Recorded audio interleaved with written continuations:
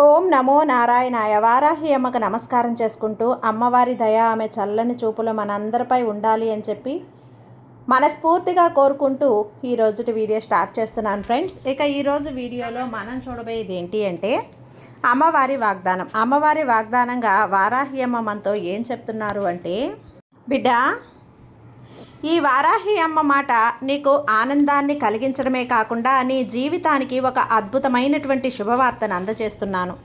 ఈ శుభదినాన నీకు రాబోయే ఆ శుభవార్త ఏంటి అని మనస్ఫూర్తిగా తెలుసుకోమ్మా అని చెప్పి వారాహి అమ్మ అయితే మనకు కోసం తెచ్చినటువంటి సందేశాన్ని మనకు వినిపించే ముందుగా మన ఛానల్ని ఫస్ట్ టైం చూస్తున్నట్లయితే ప్లీజ్ సబ్స్క్రైబ్ చేసుకోండి ఫ్రెండ్స్. వీడియో నచ్చితే కనుక లైక్ చేసి సపోర్ట్ చేయండి. ఇక వీడియోలోకి వెళ్ళబోయే ముందుగా ఒక్కసారి జ్యోతిష్యంలో గొప్ప అనుభవం కలిగినటువంటి గురూజీ సుబ్రహ్మణ్యం రాజు గారు శ్రీ వారాహి అమ్మవారి ఆశీస్సులతో జ్యోతిష్యం చెప్తున్నారు.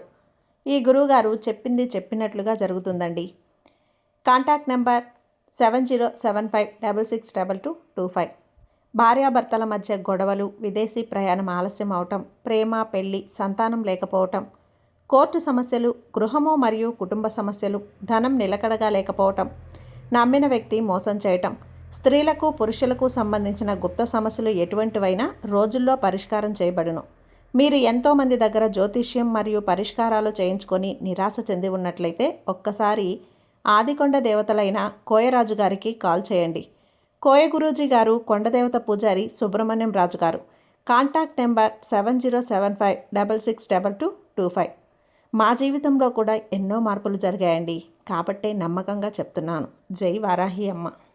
ఇక వీడియోలోకి వచ్చేస్తే, బిడ్డ, ఈ వారాహి అమ్మ చెబుతున్నటువంటి ఈ సందేశానికి సంబంధించింది ఒక అద్భుతం ఉందమ్మా. ఇప్పుడు నీ కష్టం తీరబోయేటువంటి నీకు అదృష్టం రాబోతుంది. ఈ శుభదినాన ఈ అమ్మ మాట నిర్లక్ష్యం చేయకుండా విను. ఇప్పుడు నా మాటలు నువ్వు వింటున్నావు కదా, ఇప్పుడు ఈ వారాహి అమ్మ మాటలు నువ్వు వింటున్నావు అంటే నీకు ప్రాప్తం ఉంది కాబట్టే, అదృష్టం ఉంది కాబట్టే వింటున్నావు. కాబట్టి ఆఖరి వరకు కొంచెం మనసు పెట్టి విను. నీకు ఒక ఖచ్చితమైనటువంటి అవగాహన కూడా వస్తుంది. నీకొక కోరిక అనేది ప్రార్థన మనసులో అనుకొని నన్ను తలుచుకున్నావు కదా, అది నేను తప్పకుండా చేసి పెడతాను. నువ్వు అడిగింది నీకు అందిస్తాను. నా బిడ్డలైనా నా భక్తులైనా ఏదైనా సరే నా దగ్గర కోరిన వారికి పూర్తి కోరికలు తప్పకుండా తీరుస్తాను. ఈ వారాహి అమ్మ దగ్గర చెప్పుకున్న తర్వాత తప్పకుండా మీ కోరిక నెరవేరుతుంది అనే ఒక నమ్మకం అనేది ఈ అమ్మ నాకు చేసి పెడుతుంది అనే ఒక ధైర్యం అనేది నేను ఎప్పుడూ కూడా మీకు ఏమార్చకుండా, నమ్మకం అనేది పోగొట్టుకునేలా కాకుండా నీకు అన్నీ కూడా నేను నెరవేరుస్తున్నాను కదా తల్లి. ఈ భయంకరమైనటువంటి సమాజం గురించి కొంచెం తెలుసుకో. తప్పకుండా నువ్వు తెలుసుకునే తీరాలి. మాయా అనేది నిన్ను ముంచేస్తుందమ్మా బిడ్డ. అదేవిధంగా ఒకటి నీకైతే అది తప్పకుండా నీ దగ్గరకు చేరుతుంది. అది నీది కాదు అంటే గనక ఎంత పాకులాడినా, ఎంత కష్టపడినా, ఎంత ప్రాధేయపడినా కూడా అది రాదు. ఎవరిని సాయం అడగవు, నీకెవరు సాయం చెయ్యాలని కూడా కోరుకోవు. కానీ నువ్వు మాత్రం ఇతరులకి సాయం చేసే మనసే. అలాగే సాయం చేస్తూ ఉండు. నువ్వు సాయం చేస్తూ ఉంటే నీ కష్ట సమయంలో నీకు భగవంతుడు సహాయం చేస్తాడు. తల్లి, నువ్వు ఒక్క విషయం గురించి మనసులో అనుకుంటున్నావు కదా, అమ్మా, నా కష్టం మీదే నేను బ్రతుకుతున్నానే, నా కష్టాన్ని నమ్ముకొని కష్టపడుతున్నాను, అయినా కూడా ఏది నాకు నా కష్టానికి తగ్గ ప్రతిఫలం రావటం లేదు, ఏది కూడా నాకు దక్కదా అనే ప్రశ్న నీలో మొదలవుతుంది. ఈ వారాహి అమ్మ దగ్గర పెడుతున్నావు కదా తల్లి, నీకు దక్కేలా నీ కష్టాన్ని తప్పక నేను చేస్తాను. నీ కష్టానికి ప్రతిఫలం ఇవ్వు అని నువ్వు కోరుకుంటున్నావు కదా బిడ్డ. అలాగే ప్రతిదానికి కారణం ఉంటుంది. ఇప్పుడు నీకు ఆ కారణాలు కొన్ని అర్థం కావులే, కానీ సమయం వచ్చినప్పుడు తప్పకుండా అర్థమవుతాయి. కారణం లేకుండా ఏది జరగదు. కానీ ఒక్కటి గుర్తుంచుకో, ఏం జరిగినా దానిని నువ్వు స్వీకరించు. కాలం ఏది ఇస్తుందో అది నీకు అనుకూలంగానే భావించు.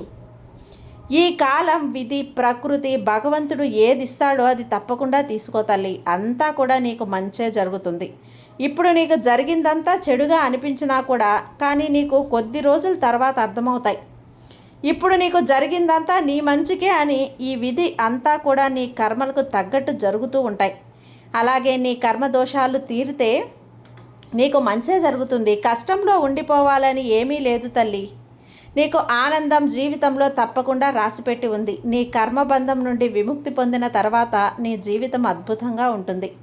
ధర్మం మాత్రమే ఈ కాలాన్ని నడిపిస్తుంది అని గుర్తుంచుకో. అలా ధర్మాన్ని నమ్ముకున్న నీవు ఈ వారాహ్యమ్మ బిడ్డవు. నీకు మంచిగానే కదా ఉంటుంది. నీ వల్ల అయినంత సాయం చేస్తూ ఉండు, ఇతరులకి గొప్పగా అవుతావు. అంతే తప్ప ఎప్పుడూ కూడా కిందకి అనేది దిగువ తల్లి. మంచి స్థాయికి నువ్వు చేరుకుంటావు. అలా చేసే భగవంతుడికి నువ్వు ప్రియమైన బిడ్డవు కూడా అవుతావు. ఈ తల్లి అనుగ్రహం కూడా నీకు ఉంటుంది.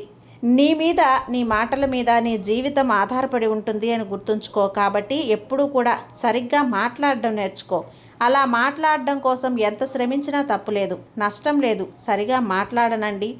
నేర్చుకోవటమే వ్యక్తిత్వ నిర్మాణంలో అతి ముఖ్యమైనటువంటి అంశం. కాబట్టి నీ వ్యక్తిత్వం ఏమిటి అనేది నీ మాట తీరు మీద ఉంటుంది. కాబట్టి కొంచెం మనసు పెట్టి ఎలా మాట్లాడాలి, ఏం మాట్లాడాలి, ఏ సందర్భంలో ఏ మాట మాట్లాడాలని కూడా నువ్వు ఖచ్చితంగా తెలుసుకో బిడ్డ.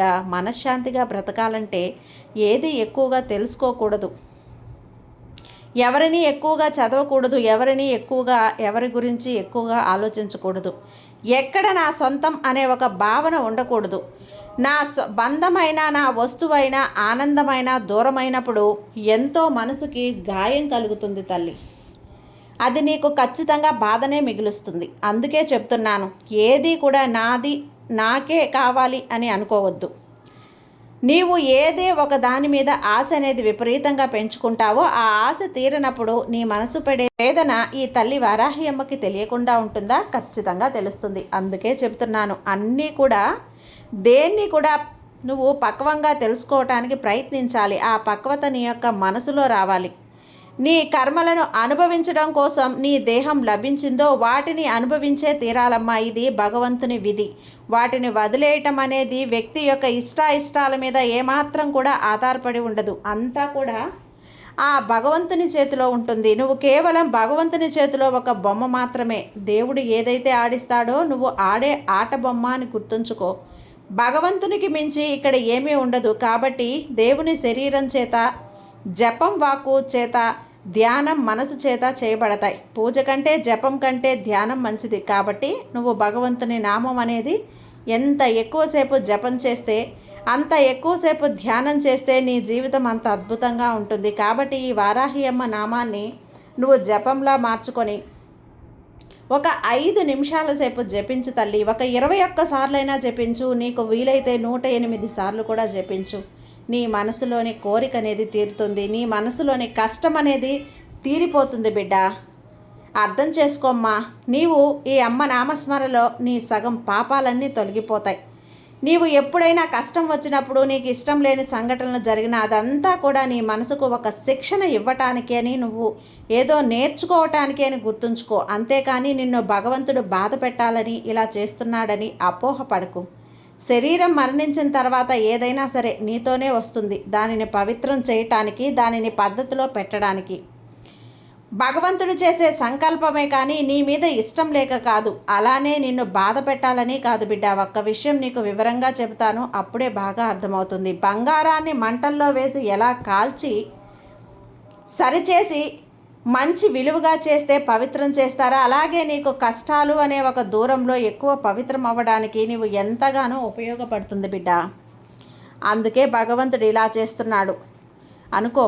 బంగారం మంటల్లో వేసి దాన్ని ఎక్కువసేపు వేడి చేసిన తర్వాత ఒక అందమైన ఆభరణంగా మలిచినప్పుడు ఎంత అందంగా ఉంటుంది, ఎంత విలువగా ఉంటుంది చెప్పు. అందుకే నీకు కూడా కొన్ని కష్టాలు, కొన్ని క్లిష్టమైన సంఘటనలు వచ్చినప్పుడు, వాటిని ఎదుర్కొని పోరాడి జీవితంలో పైకొచ్చినప్పుడు, ఒక పక్వత నీ మనసులో వచ్చినప్పుడు నీకు విలువ, గొప్పతనం అన్నీ పెరుగుతుంది. అది ఎవరిచ్చినా ఇవ్వకపోయినా నీకు ఇచ్చే గౌరవం అనేది నీకు దక్కుతుంది. అందుకే ఇలాంటి కొన్ని విషయాలు జరుగుతూ ఉంటాయి.